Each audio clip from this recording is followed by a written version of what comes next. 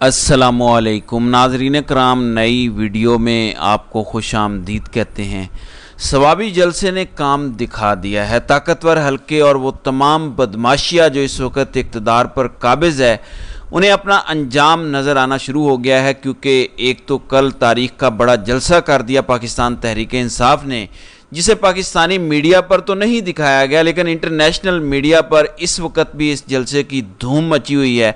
ख़ास तौर पर अल जज़ीरा, उस पर जिस तरह से रिपोर्ट किया जा रहा है कि कई किलोमीटर तक इंसानों के सर थे, लंबी लाइनें थीं और जलसा गाह के अंदर इतनी जगह नहीं थी।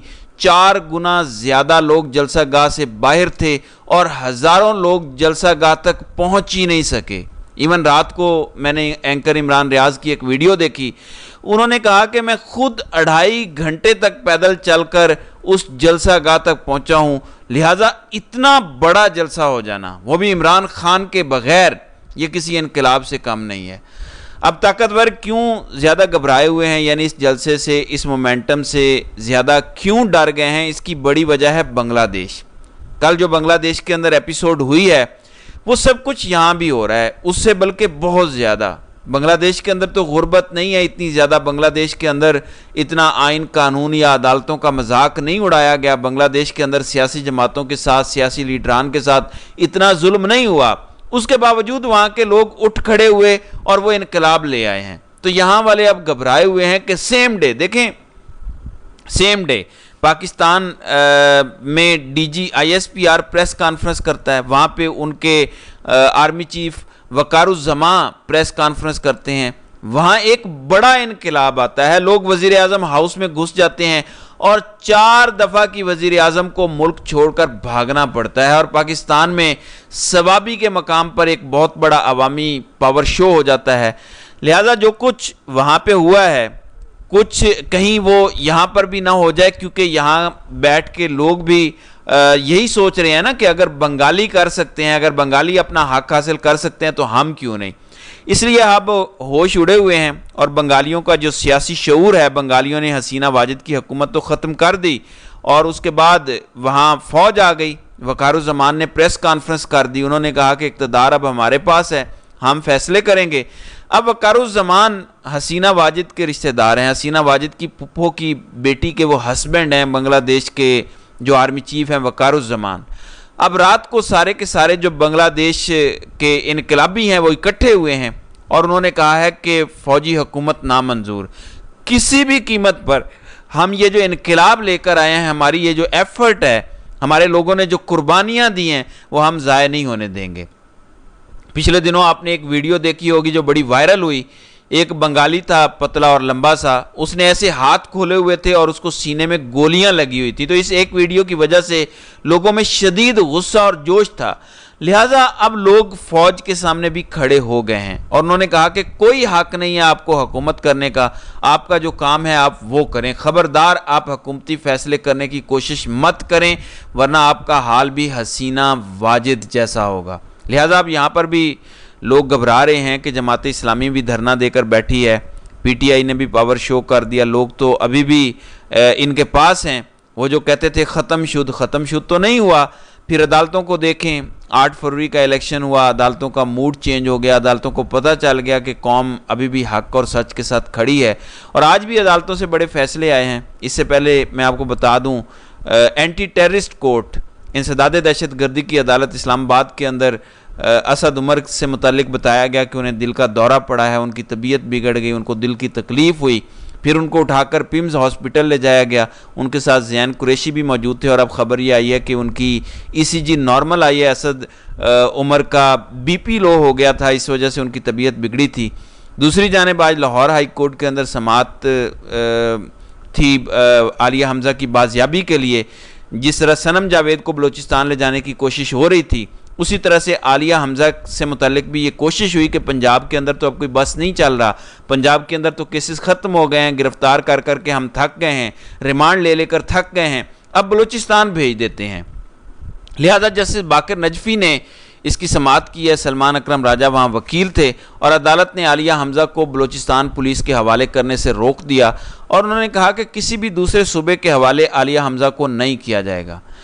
پھر انسداد دہشت گردی عدالت جو لاہور کی ہے اس میں بڑی دلچسپ سماعت ہوئی، اور وہاں پہ جناح ہاؤس جلاؤ گراؤ مقدمے میں عبوری ضمانتوں کی سماعت تھی۔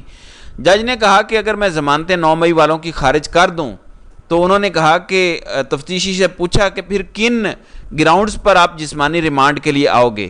اس پر تفتیشی نے کہا کہ اتنی دیر میں ہم ثبوت اکٹھے کر لیں گے، یعنی جب تک آپ نے یہ پروسیجر کرنا ہے ہمیں ٹائم مل جائے گا، ہم اتنی دیر میں ثبوت اکٹھے کر لیں گے۔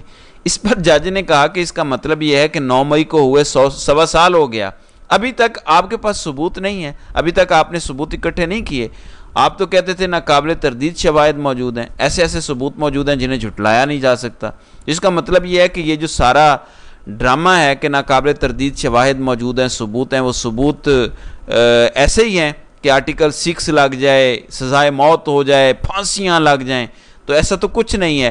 تو یہ ایک سارا بھونڈا ایک ڈرامہ ہے۔ پھر اس کے علاوہ آج لاہور ہائی کورٹ کے اندر NA 68 سے MNA حاجی امتیاز جن کو اغوا کیا گیا، اور اس کے بعد اسپیکر قومی اسمبلی نے کہا کہ وہ خود ہی کہیں بھاگے تھے، اس کے بعد ان کے اپنے لوگ ہی اغوا کر کے چھڑوا کے لے گئے تھے، وہ کسی بھی ادارے ایجنسی یا پولیس کے پاس نہیں ہے، لہٰذا آج لاہور ہائی کورٹ کے اندر اس حوالے سے سماعت ہوئی اور عدالت نے 7 اگست تک اس کی سماعت ملتوی کر دی، اور آج ہی پنجاب DG اینٹی کرپشن اور DPO گجرات کو عدالت نے طلب کرنے کا فیصلہ کر لیا ہے۔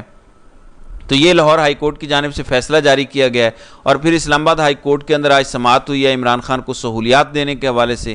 چیف جسٹس اسلام آباد ہائی کورٹ جسٹس عامر فاروق نے اس حوالے سے بھی جواب طلب کر لیا ہے، اور انہیں بتایا گیا کہ عمران خان کی ان کے بیٹوں سے واٹس ایپ پر بات نہیں کروائی جاتی اور دیگر سہولیات بھی نہیں دی جا رہی۔ ایون عمران خان نے خود کہا تھا کہ ان کے پاس تو فریج بھی نہیں ہے، ان کا کھانا خراب ہو جاتا ہے، لہٰذا اس حوالے سے اب عامر فاروق نے رپورٹ طلب کر لی ہے۔ اب جو سب سے اہم معاملہ ہے وہ ہے قاضی فائز عیسیٰ کا معاملہ۔ قاضی صاحب ہر روز اتنے گرتے جا رہے ہیں، اتنا گرتے جا رہے ہیں، اور اتنا قد انہوں نے اپنا چھوٹا کر لیا ہے کہ تاریخ کے اندر شاید ہی کوئی اتنے چھوٹے قد کا اتنا چھوٹا انسان چیف جسٹس بنا ہو۔ جسٹس منصور علی شاہ اگر نہ ہوتے تو قاضی صاحب آج چیف جسٹس نہ ہوتے۔ سپریم کورٹ کے سینئر رپورٹر ہیں حسنات ملک، وہ کہتے ہیں کہ اگر قاضی فائز عیسیٰ چیف جسٹس بنے ہیں تو وہ منصور علی شاہ کی مہربانی کی وجہ سے بنے ہیں، اور آج قاضی صاحب بجائے احسان مند ہونے کے ان کی کوشش یہ ہے کہ جسٹس منصور علی شاہ چیف جسٹس نہ بن سکیں۔ انہیں ایکسٹینشن ملتی ہے تو مل جائے، اگر نہیں بھی ملتی تو منصور علی شاہ چیف جسٹس نہ بن سکیں۔ تو یہ اس وقت کوشش ہو رہی ہے۔ جسٹس منصور علی شاہ وہ ہیں کہ اگر وہ نہ ہوتے تو قاضی نے چیف جسٹس تو دور جج بھی نہیں ہونا تھا، کیونکہ یہ جو سارا ریفرنس آیا تھا اور FBR اور وہ سارا ریکارڈ ججوں جو پیش نہیں کیا گیا اور ٹیکنیکل گراؤنڈز پر جو اس ریفرنس کے ساتھ نپٹا گیا، قاضی فائز صاحب کے پاس تو ثبوت ہی نہیں تھے۔ تو ان ساری چیزوں میں جو ہیلپ کی تھی وہ جسٹس منصور علی شاہ نے کی تھی۔ جسٹس منصور علی شاہ نے کہا تھا کہ کیونکہ یہ ایجنسیز کی بیس پر ہو رہا ہے، اسٹیبلشمنٹ پریشرائز کروا رہی ہے، لہٰذا انہوں نے ججوں کو انگیج کیا تھا اور قاضی فائز صاحب کے حق میں فیصلہ دیا تھا۔ تو میں سمجھتا ہوں ایسے لوگ جو آئین کو بھول جائیں، قانون کو بھول جائیں، احسانات کو بھول جائیں، انصاف کو بھول جائیں، انہیں چیف جسٹس تو کیا، جج تو کیا، انسان کہلوانے کے بھی وہ قابل نہیں ہیں۔ اتنے فراموش ہیں کہ اپنے موثروں کے خلاف وہ فیصلے لکھوائیں۔ ابھی بھی یہ جو 2 ججوں کا اختلافی نوٹ آیا ہے 29 صفحات پر مشتمل، وہ پورا ایک ماتم تھا جو بغاوت پر اکسایا جا رہا تھا، اداروں کو سپریم کورٹ کو فیصلہ تسلیم نہ کرنے کی ہدایت کی جا رہی تھی۔